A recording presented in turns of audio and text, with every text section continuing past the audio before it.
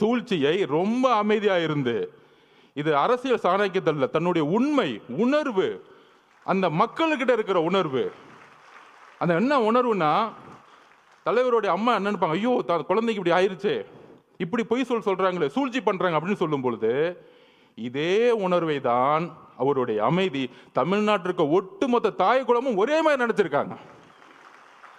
தலைவரோட அம்மா மட்டும் அப்படி நினைக்கல, அதனால தான் இவங்க மாட்டிக்கிட்டாங்க.